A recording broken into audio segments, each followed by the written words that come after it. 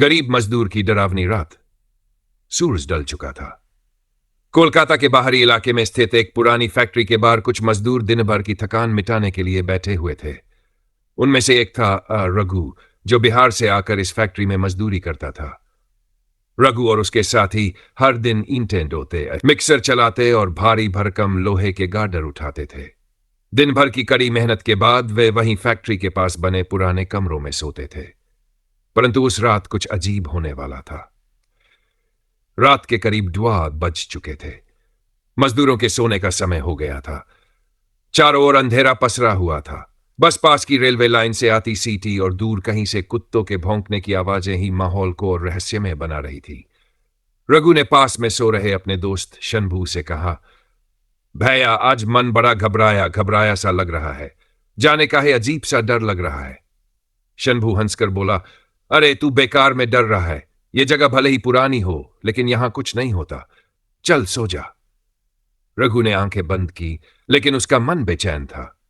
तभी उसे लगा जैसे कोई उसके बगल में खड़ा है। उसने धीरे धीरे आंखें खोली तो उसे एक साया दिखा, बिल्कुल सफेद कपड़े में लिपटा हुआ, जिसकी आंखें लाल लाल चमक रही थी। फैक्ट्री का रहस्य। रघु घबरा कर उठ बैठा, लेकिन वहां कोई नहीं था। उसे लगा कि शायद उसकी आंखें धोखा खा रही हैं। लेकिन तभी एक अजीब सी सरसराहट सुनाई दी, मानो कोई उसके कानों में कुछ फुसफुसा रहा हो। भाग जा, वरना मर जाएगा। रघु के रोंगटे खड़े हो गए। उसने जल्दी से पास में सो रहे बनवारी को जगाया, लेकिन बनवारी गहरी नींद में था। अचानक एक झटके से फैक्ट्री का पुराना दरवाजा खुद ब खुद खुल गया। रघु की हिम्मत नहीं हो रही थी, लेकिन जाने कौन सी शक्ति थी जो उसके पैरों को खींचे जा रही थी। धीरे धीरे वह फैक्ट्री के अंदर चला गया। अंदर घुप अंधेरा था, लेकिन छत से टूटे बल्ब की हल्की हल्की रोशनी पड़ रही थी। चारों ओर जंग लगे लोहे के टुकड़े और टूटी फूटी मशीनें रखी थी। तभी रघु को एक परछाई दिखी, एक कटा फटा चेहरा जिसके होंठ सिले हुए थे और आंखों से खून टपक रहा था। रघु की सांसें थम गई, उसके गले से आवाज तक नहीं निकली। तभी वह परछाई हवा में तैरते हुए उसके पास आई और एक भयानक चीख के साथ उसकी ओर झपटी। भूत की सच्चाई। रघु जोर से चीखा और भागने लगा, लेकिन तभी एक आवाज गूंज उठी, यह फैक्ट्री मेरी कब्रगाह है, कोई जिंदा नहीं बचेगा। रघु के पैरों के नीचे जमीन कांपने लगी, मशीनें खुद ब खुद चलने लगीं और चारों ओर एक अजीब सी धुंध भरने लगी। वह किसी तरह गिरता पड़ता बाहर निकला और अपने साथियों को जगाया। जब वे सभी अंदर गए तो वहां कुछ भी नहीं था। ना मशीनें चली थी, ना कोई आवाज थी, बस सन्नाटा था। लेकिन तब तक रघु की हालत खराब हो चुकी थी। अगले दिन फैक्ट्री के पुराने मालिक से जब यह बात पूछी गई तो उसने एक खौफनाक सच्चाई बताई। बरसों पहले इस फैक्ट्री में एक हादसा हुआ था। कुछ मजदूर अंदर फंस गए थे और उन्हें बचाया नहीं जा सका। तब से उनकी आत्माएं यहां भटक रही हैं। जो कोई भी रात के 12 बजे इस फैक्ट्री में जाता है, वह या तो पागल हो जाता है या फिर कभी लौटकर नहीं आता। रघु की हालत खराब थी। वह गांव लौट गया, लेकिन कुछ ही महीनों बाद उसकी अचानक मौत हो गई। उसके मरने से पहले उसने एक ही बात कही थी, वो आ रही है मुझे लेने। और तभी एक परछाई उसके घर के दरवाजे पर दिखाई दी। शोक में डूब गया। उसके परिवार वालों ने सोचा कि उसकी मृत्यु किसी बीमारी से हुई होगी, लेकिन जो लोग उसके अंतिम क्षणों में वहां मौजूद थे, वे जानते थे कि यह कोई साधारण मौत नहीं थी। रघु के मरने से पहले उसके घर के दरवाजे पर एक परछाई देखी गई थी।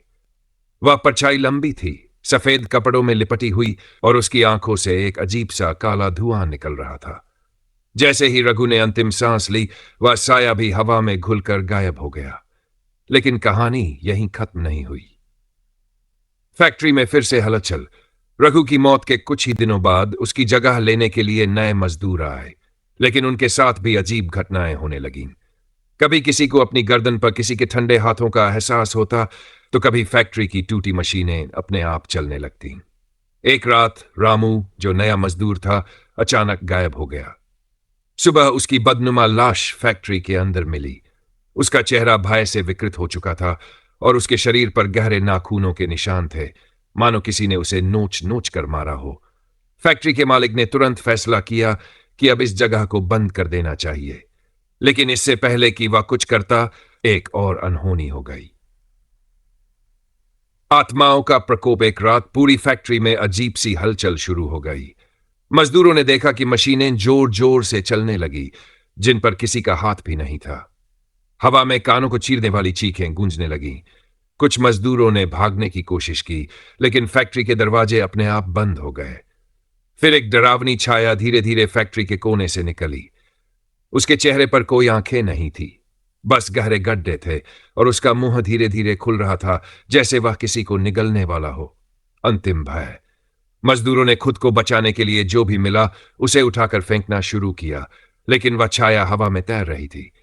तभी हवा में एक गूंजती हुई आवाज सुनाई दी, मैं अभी भी भूखा हूं और तुम सब मेरे अगले शिकार हो।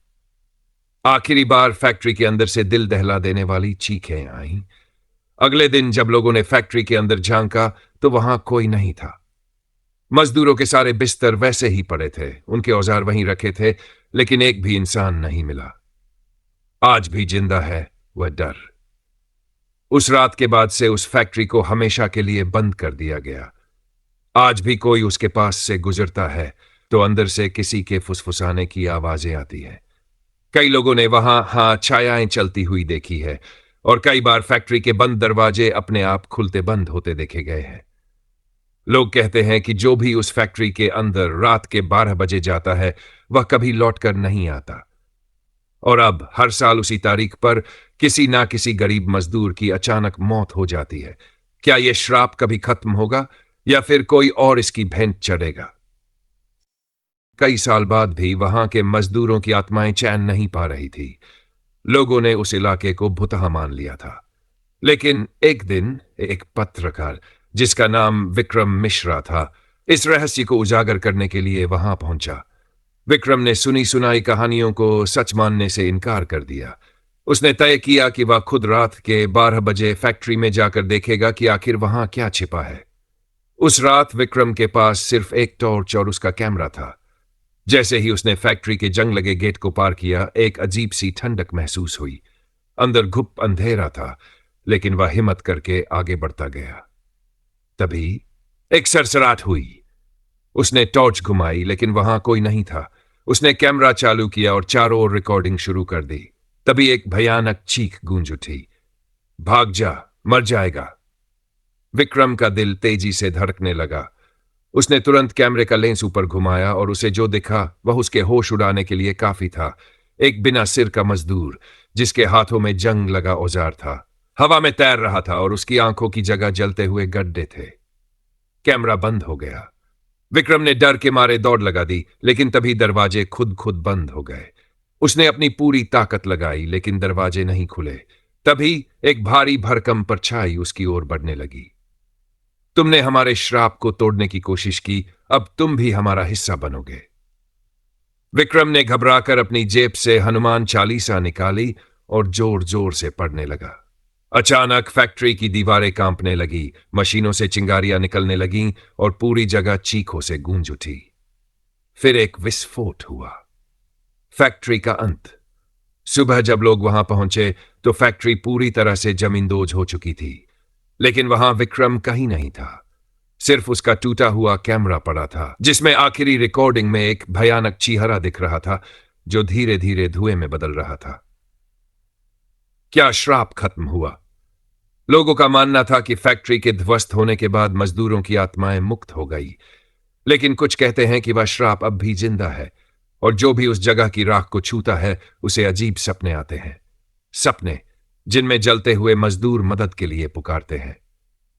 अब उस जगह पर कोई नहीं जाता, और अगर कोई भटक कर वहां पहुंच भी जाता है तो वह फिर कभी वापस नहीं आता।